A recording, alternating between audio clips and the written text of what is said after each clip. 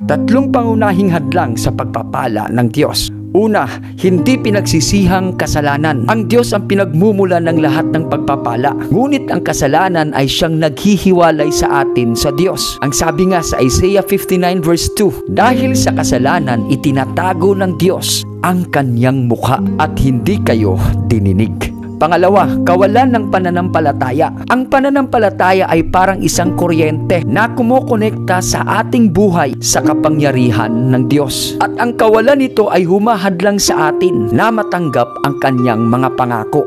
Ang sabi nga sa Santiago 1 verses 6 to 7, ang taong nag-aalinlangan ay huwag magkakalang makakatanggap ng anuman sa Panginoon. At pangatlo, pagkakaroon ng masamang puso.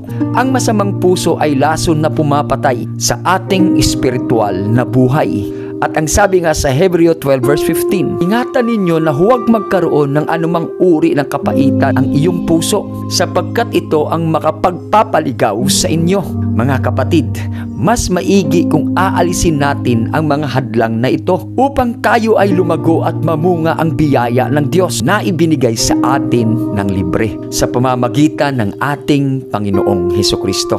At kung magagawa mo ito, madadaig mo ang masama ng mabuti.